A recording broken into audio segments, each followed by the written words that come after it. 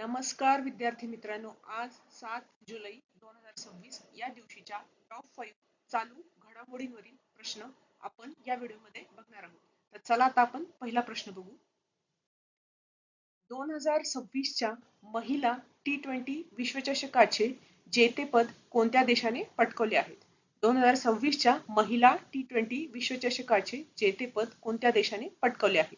त्याचे ऑप्शन्स आहेत Bharat, England, Australia आणि दक्षिण आफ्रिका. तर या ऑप्शन मधील योग्य उत्तर आहे ऑस्ट्रेलिया. ऑस्ट्रेलिया हे याचं योग्य उत्तर आहे. तर ऑस्ट्रेलियाने अंतिम सामन्यात यजमान इंग्लंडचा 7 विकेट्सने पराभव केला. अंतिम सामना इंग्लंडच्या ऐतिहासिक लॉर्ड्स मैदानावर खेळला गेला. ऑस्ट्रेलियाने विक्रमी 7व्यांदा महिला T20 विश्वचषक जिंकला आहे. तर बेथ मुनीने नाबाद 64 धावा तर फिबी लिचफिल्डने 48 धावांची मॅच विनिंग खेळी केली आहे. तर याच्यामध्ये आपल्याला महत्वाचे पॉइंट्स लक्षात ठेवायचे. एक तर कोणत्या देशाने हा विश्वचषक जिंकला? तर ऑस्ट्रेलियाने. कोणाचा पराभव केला? ऑस्ट्रेलियाने इंग्लंडचा पराभव केला, हे लक्षात ठेवायचं आहे. कोणत्या मैदानावर खेळला गेला? ऐतिहासिक लॉर्ड्स मैदानावर खेळला गेला. आणि विक्रमी 7व्यांदा ऑस्ट्रेलियाने हे विजेतेपद जिंकले आहे. तर हा पण एक महत्वाचा पॉइंट आहे, तो आपल्याला लक्षात ठेवायचा आहे.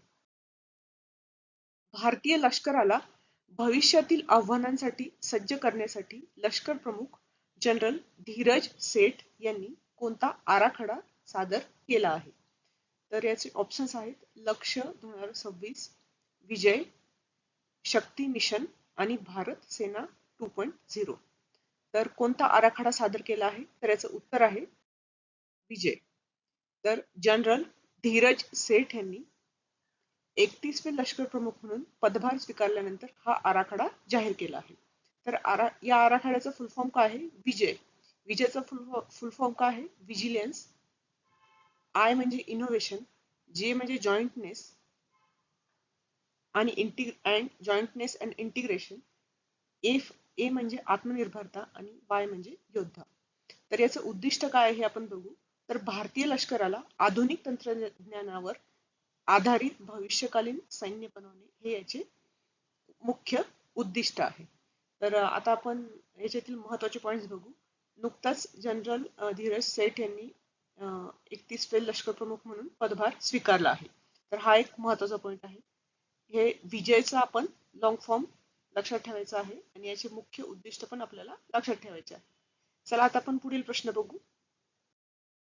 सस्टेनेबल डेव्हलपमेंट रिपोर्ट 2026 मध्ये भारताने 167 देशांमध्ये कितवा क्रमांक मिळवला आहे? तर याचे ऑप्शन्स आहेत 90वा, 94वा, 99वा आणि 112वा. तर याचं योग्य उत्तर आहे 94वा क्रमांक भारताने मिळवला आहे. तर या रिपोर्ट UNSDSN ने जुलै 2026 मध्ये या अहवालाची 11वी आवृत्ती प्रसिद्ध केली आहे. तर भारताने या अहवालात 94वे स्थान मिळवले आहे. तर हा भारताचा सर्वोत्तम क्रमांक आहे. तर सस्टेनेबल डेव्हलपमेंट रिपोर्ट मध्ये भारताने जे 94वे स्थान मिळवले आहे, तर हा भारताचा आतापर्यंत सर्वोत्तम क्रमांक आहे. तर 2015 मध्ये भारताने 112वा क्रमांक मिळवला आहे. तर आता सस्टेनेबल डेव्हलपमेंट रिपोर्ट मध्ये अव्वल देश कोणते आहेत आपण ते बघू. तर याच्यामध्ये पहिला क्रमांक मिळवला आहे फिनलंडनं, दुसरा क्रमांक मिळवला आहे स्वीडननं आणि तिसरा क्रमांक मिळवला आहे डेन्मार्कनं. तर भारतासमोर अजूनही झिरो हंगर आणि आरोग्य क्षेत्रातील महत्वाची आव्हाने कायम आहेत. तर सस्टेनेबल डेव्हलपमेंट रिपोर्ट मध्ये भारताने 94वा क्रमांक मिळवला आहे. हा क्रमांक लक्षात ठेवायचा आहे. तर आणि याच्यातील पहिले 3 देश कोणते आहेत हे पण आपल्याला लक्षात ठेवायचे आहे. चला आता आपण पुढील प्रश्न बघू. रिलायन्स फाउंडेशनच्या अध्यक्षा नीता अंबानी यांना कोणत्या शहराची सन्मानाची किल्ली म्हणजेच की टू द सिटी देऊन गौरवण्यात आले आहे? तर नीता अंबानी यांना कोणत्या शहराची सन्मानाची किल्ली म्हणजेच की टू द सिटी देऊन गौरवण्यात आले आहे? तर याचे ऑप्शन्स आहेत न्यूयॉर्क, टॅम्पा, लंडन आणि पॅरिस. तर याचं योग्य उत्तर आहे टॅम्पा. टॅम्पा हे याचं योग्य उत्तर आहे. तर टॅम्पाच्या महापौर जेन कॅस्टर यांच्या हस्ते नीता अंबानी यांना हा मानाचा सन्मान सुपूर्द करण्यात आला. तर आरोग्य, शिक्षण आणि क्रीडा क्षेत्रातील त्यांच्या उल्लेखनीय सामाजिक कार्यासाठी हा गौरव त्यांचा करण्यात आला आहे. तसेच त्यांना AAPI संस्थेकडून ह्युमॅनिटेरियन हा अवॉर्डही प्रदान करण्यात आला आहे. तर याच्यामध्ये आपल्याला महत्त्वाचा पॉईंट जो लक्षात ठेवायचा आहे की कोणत्या शहराची सन्मानाची किल्ली देण्यात आली, तर टॅम्पा या शहराची सन्मानाची किल्ली देण्यात आली. आणि आरोग्य, शिक्षण आणि क्रीडा क्षेत्रातील उल्लेखनीय कार्यासाठी त्यांना हा सन्मान देण्यात आला आहे.